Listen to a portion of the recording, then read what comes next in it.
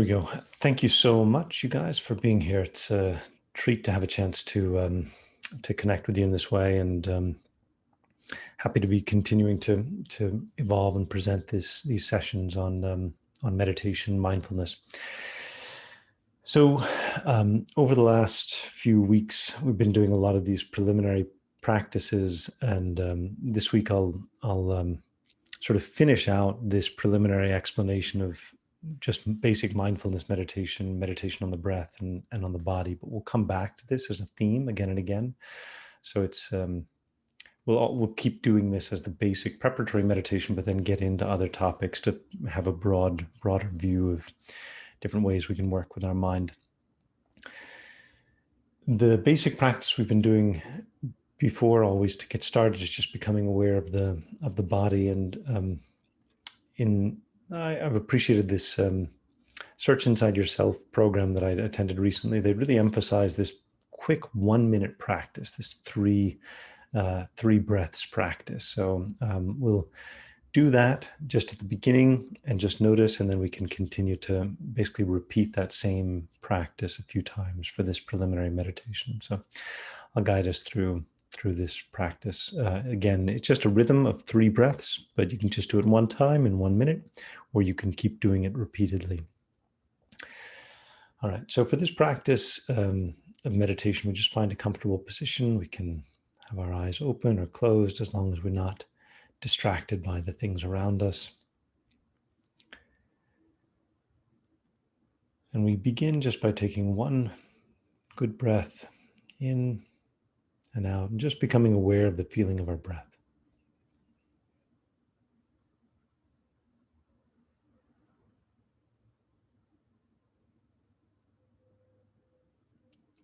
And on the second breath, we relax.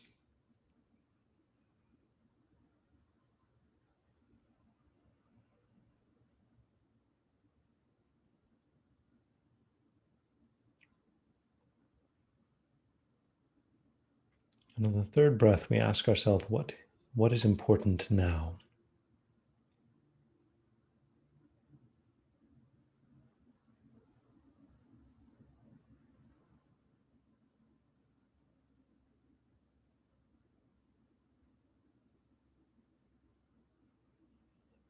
And we can repeat this sequence, just breathing, taking a breath, and then breathing with the intention to relax.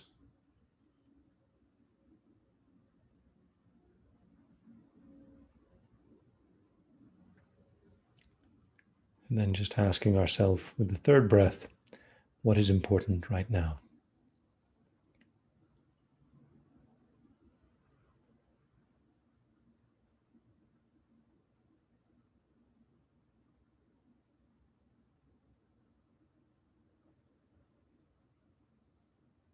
We can repeat this sequence of 3 breaths on our own a few times.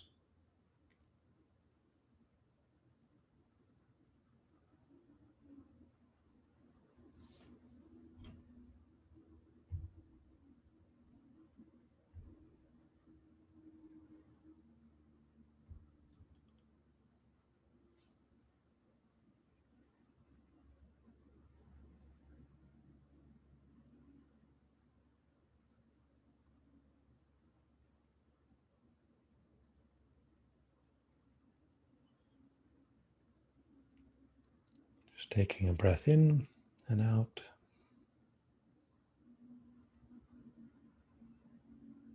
And breathing in and out with the intention to relax.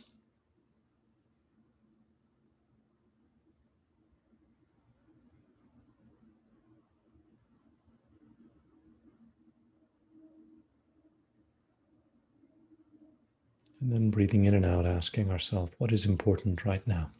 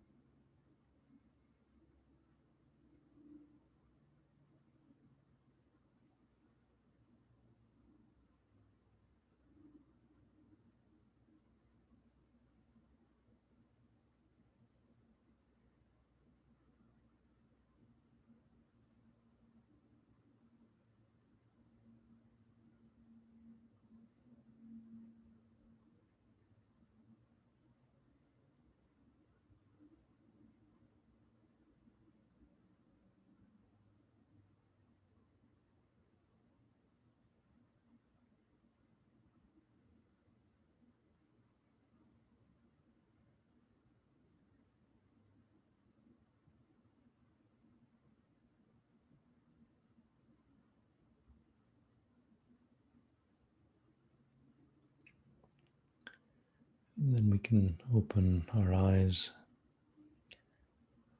and we can just check, do we feel at all different from when we had just started? Is there any even subtle difference?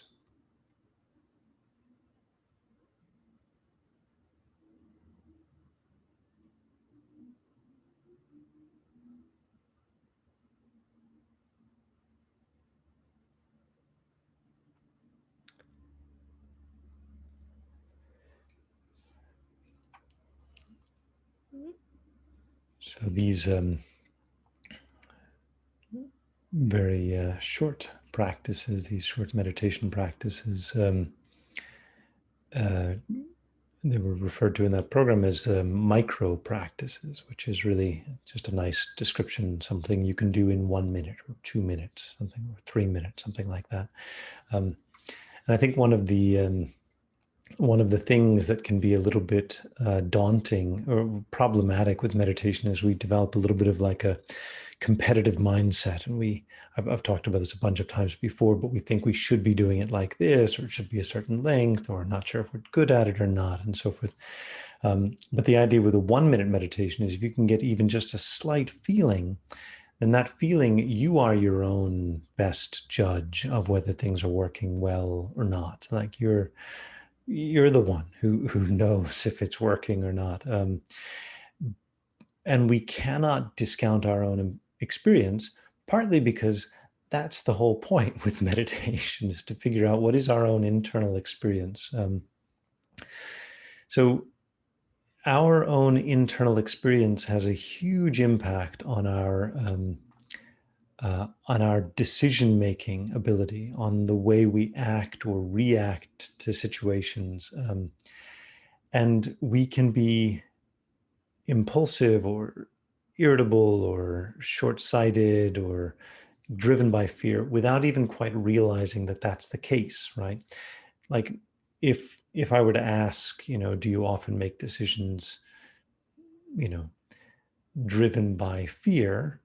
Maybe we would say, no, I don't make decisions based on fear. But if we check ourselves, if we actually go into a meeting, for example, or some difficult situation, and then we actually look at what emotions are arising, and then what we do, what we say or don't say, what we do or don't do, we may find actually that fear has a big influence in our mind. It's a huge, very deep factor.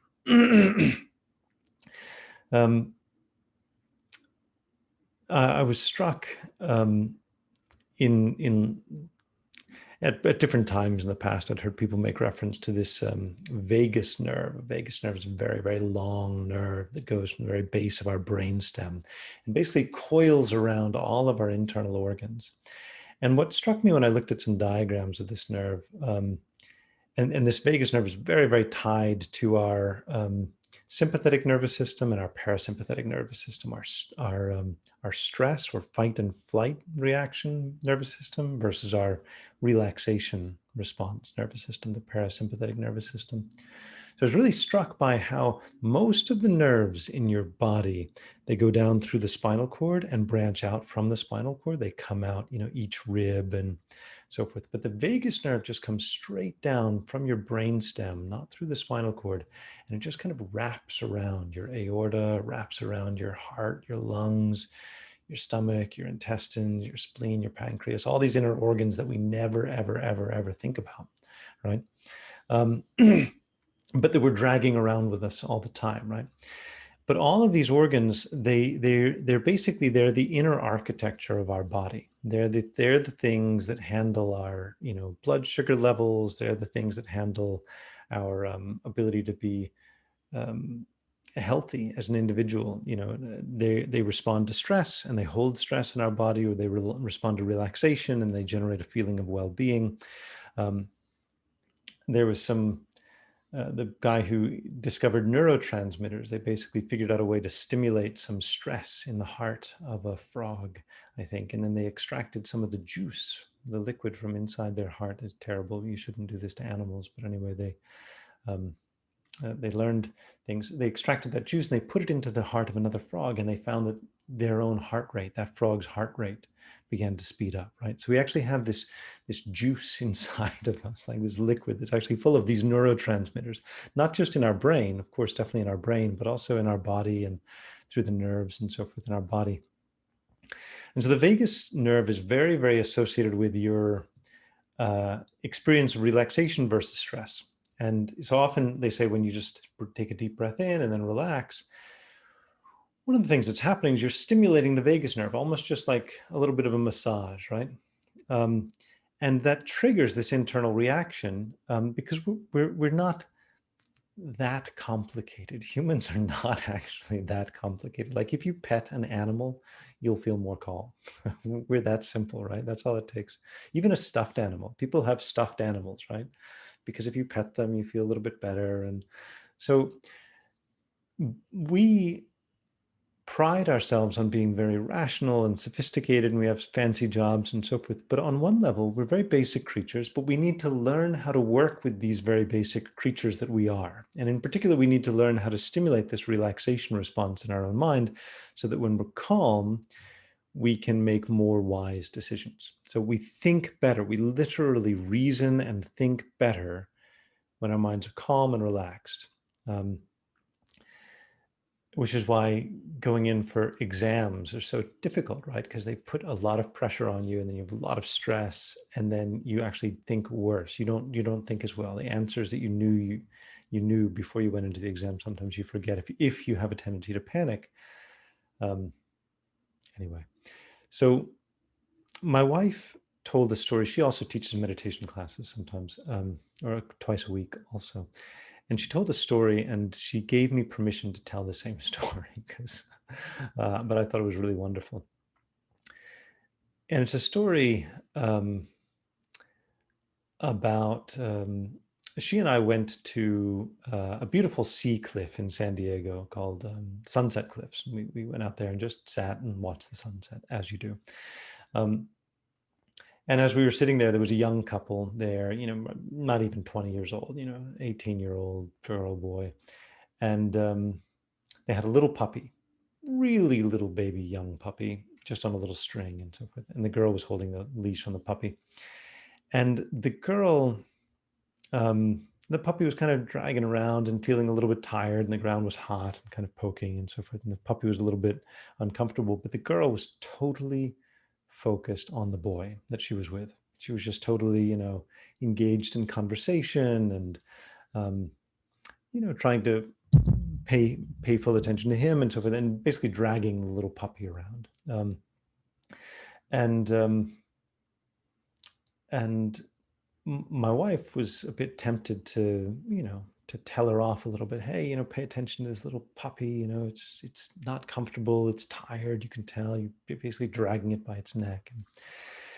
And then my wife thought, okay, not my business to interrupt. And if I were to explain it to this young woman, she wouldn't really even see it from my point of view, because her perspective on that whole situation was totally different, right? She was just totally seeing the situation from a very different point of view. The main thing in her mind was her engagement with this boy.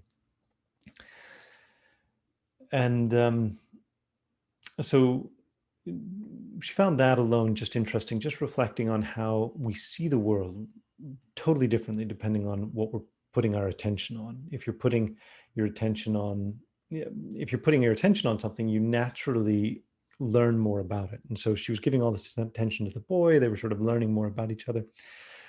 But my wife, her mindset was that if you just paused and just looked at the puppy, you would pretty quickly see what was going on inside of it, that it was tired and it was a little bit, didn't want to walk anymore and so forth, and it was hot. And that just watching what a little creature is going through, our mind, we naturally make a heart connection with that creature or person or whatever. And it's the same with nature shows. Like you can watch a nature show and you're like, that penguin, oh, I hope it finds its way back to its nest, and good luck getting a fish. And you can really come to identify with any of these creatures that you see if you just watch them a little bit. And our mind naturally is empathetic.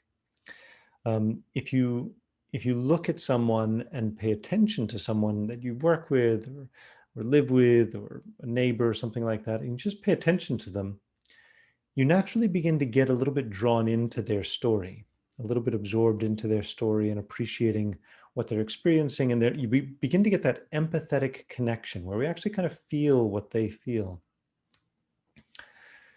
And so what occurred to my wife is that our body is a little bit like this puppy that we are dragging along around with us all the time, right? We're totally engrossed in, work or TV or games or a partner or the news or whatever. We're totally engaged in our story, and we're basically just forgetting about this body that we're dragging around with us on a string, which is like our neck, I guess. If you're very up on your head. But if we just pause and begin to pay some attention to our body, we think we can learn a lot about it, right? We can discover, I'm actually pretty stressed, or, I feel more relaxed now, or I feel some anger, right? And you can begin to actually empathize with your own body. It's an interesting phenomenon, right? You would think that, of course, we would empathize with our own body, but no, we can really be quite um, harsh or indifferent towards our own experience.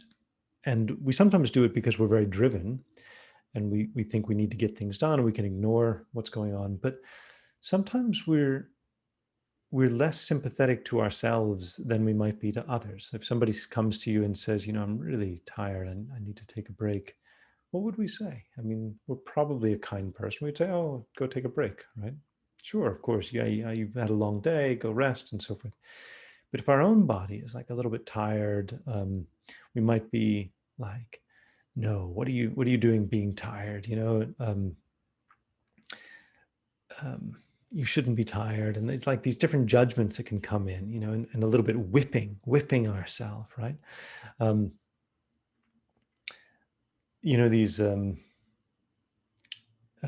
These pictures of these like Viking ships, right, where there's somebody standing at the end of it, beating a big drum or like whipping people. And we feel like we need to be like always doing something, for example.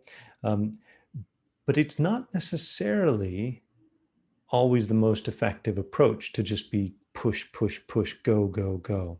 I know we've got a few of you here in the software world. I know Abhishek is, Naveen, I don't know if you're in software as well, but okay. There's this phenomenon when you're really struggling, but this probably applies to a lot of disciplines.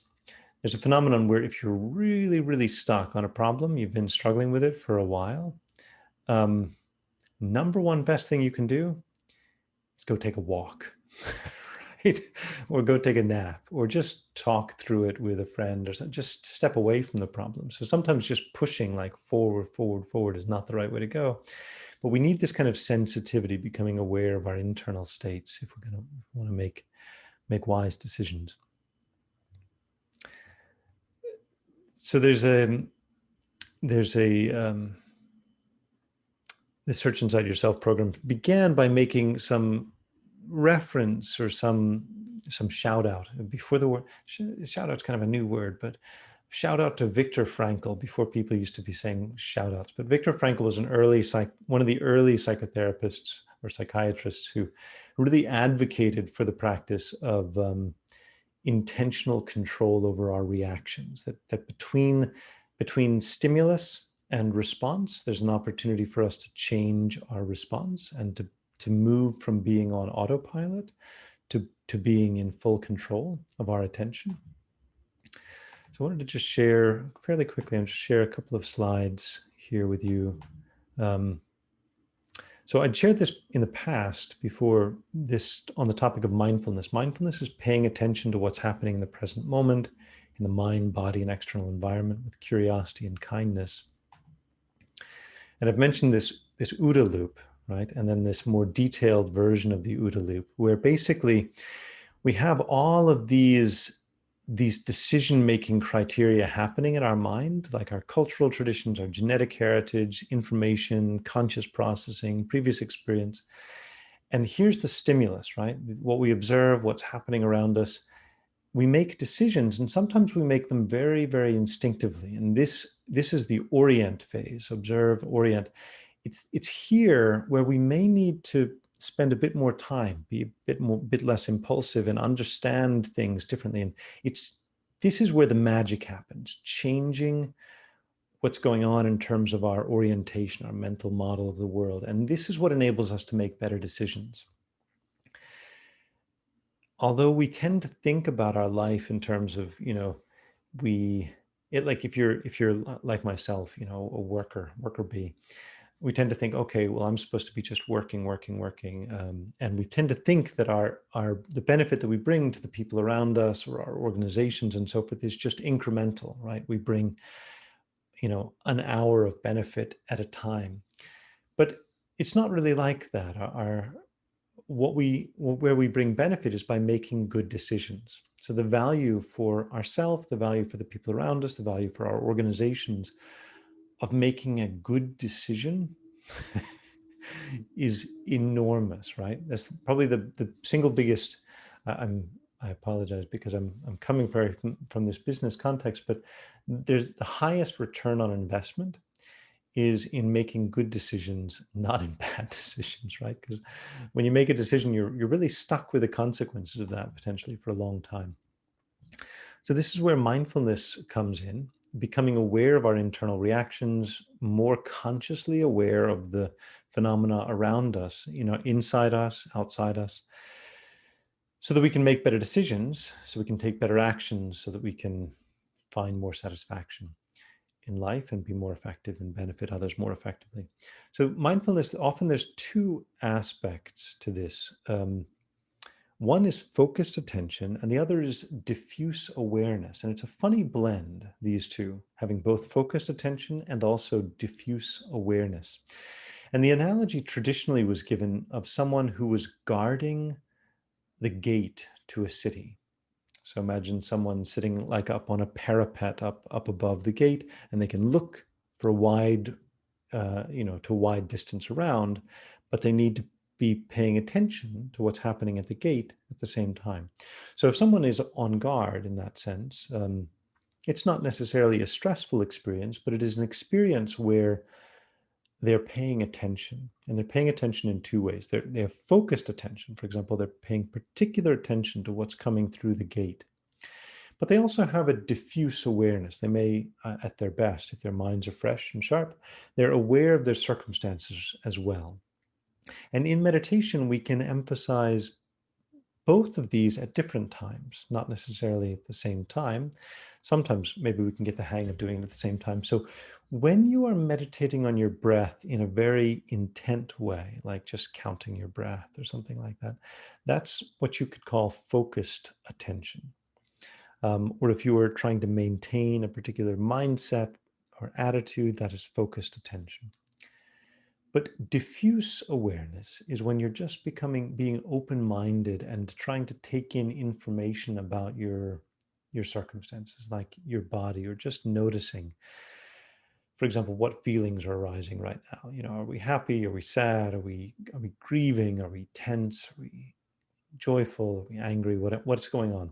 So both of these are very, very important practices. And both of them, just like a guard paying attention to a door, they do need this focused attention, but they also need an openness in their mind. We need both of these. So and the focused attention is partly just like a mental posture. It's like having some strength in our mind, some strength and some structure. But the structure is for the purpose of taking in more information. And as we are trying to meditate, what tends to happen is we lose this attention regularly. So we go through this cycle, following the breath, and then we have distraction, taking our attention away. But then we notice the distraction, and then we reorient our awareness back to the breath. And what happens is we tend to think of this as a failure mode. And this is very, very problematic, right? We tend to think that if we're following the breath and then we get distracted, that we have somehow failed, right? And so what happens actually is that failure, this idea that we failed, that is the distraction, right? The idea that we failed, that is the distraction. It's taking us away from following the breath. When you notice that you're distracted, that is actually the beginning of the next phase. So noticing a distraction is actually a very, very, very good thing.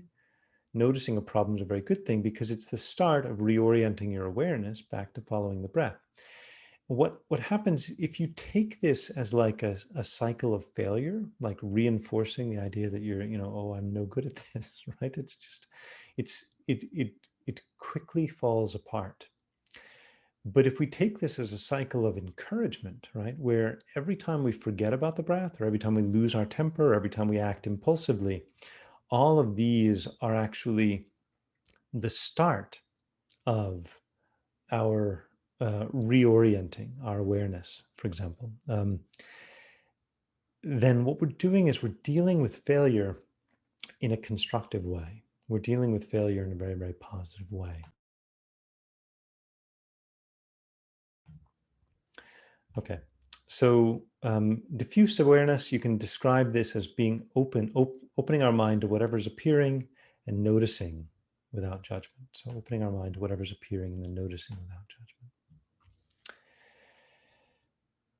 All right. So that's what I have for you today.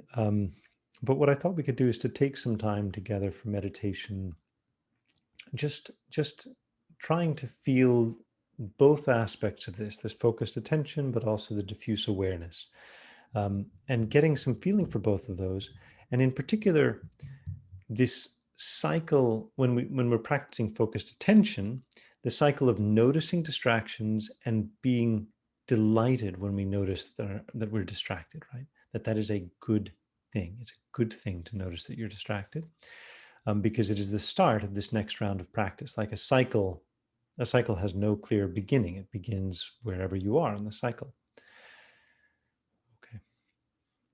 So why don't we settle in to this next part of the practice? And we can begin just by becoming aware of our body. How are we feeling now? How has our feeling changed? We've been sitting here for a little while. Are we feeling comfortable still? Are we feeling uncomfortable? And starting with this very open awareness, this diffuse awareness.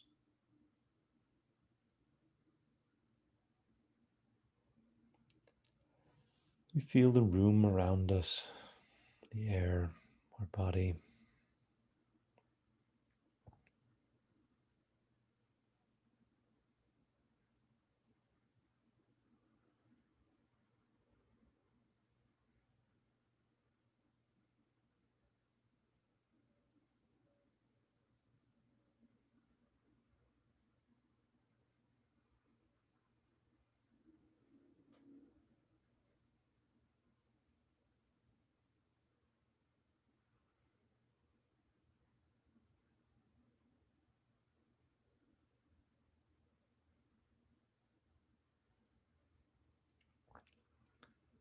And even as we're practicing this diffuse awareness, if our mind starts getting caught up with stories or thinking about the past or future, then we can notice that and reorient our awareness. Return to this open attention.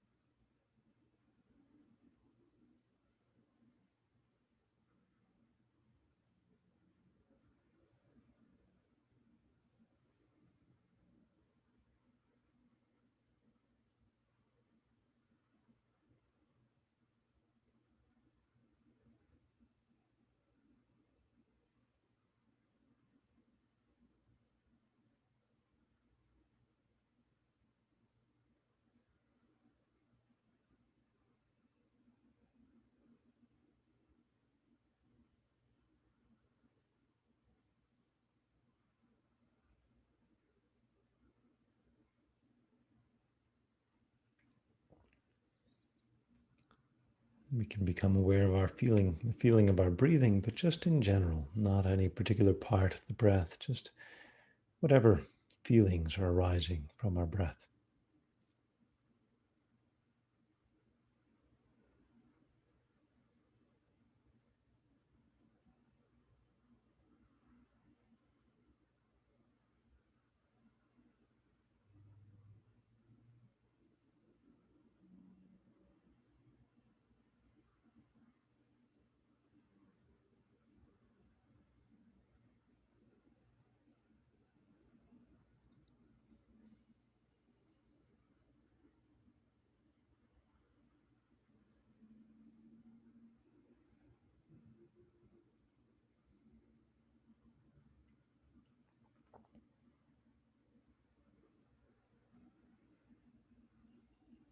And then we can shift into the practice of focused attention with this 3-breath practice.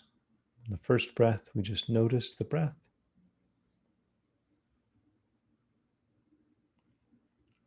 In the second breath, we intentionally relax.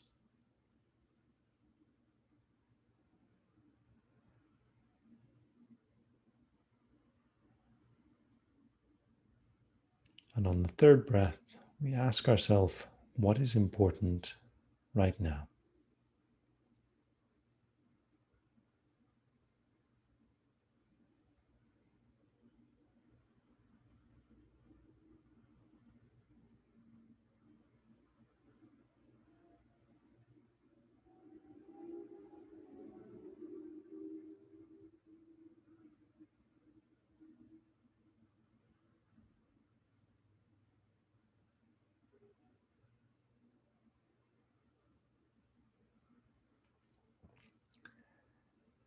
And we can use our attention, direct our attention to repeat this cycle of 3 breaths again and again. But try to notice when our mind becomes distracted and take that noticing as the beginning of restarting this practice of focused awareness.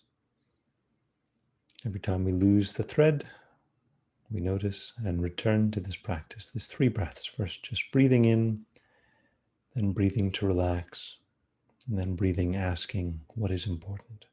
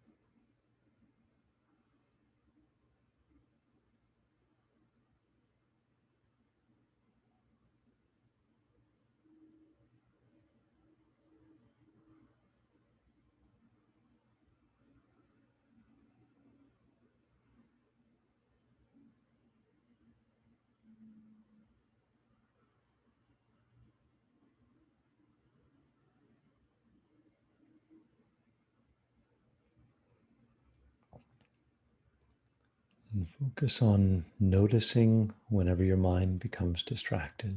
That is the start of the practice, noticing when your mind is distracted.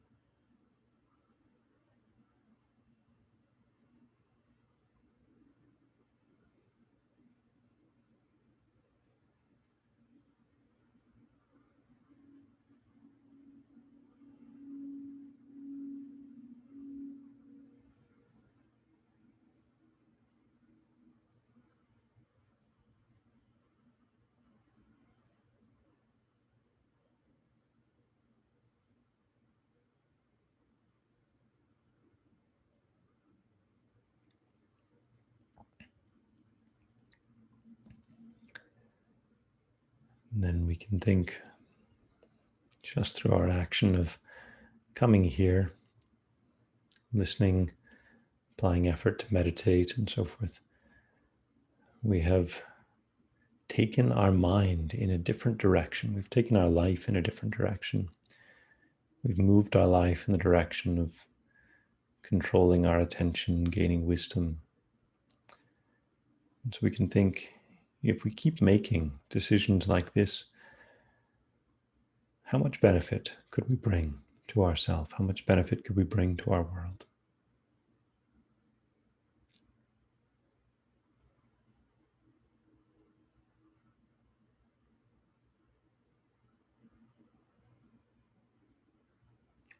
And then we can open our eyes and arise from our meditation.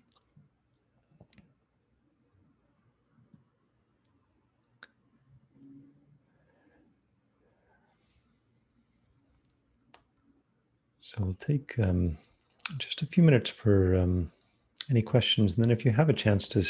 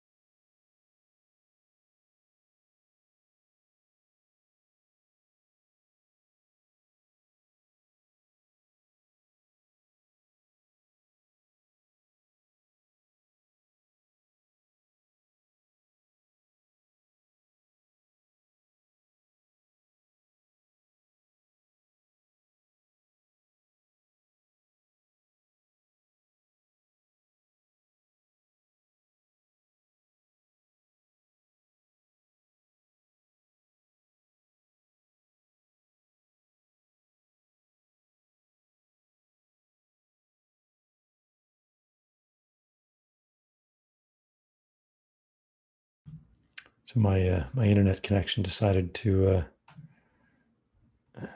put an end to that. Okay, so I'll stop the recording here.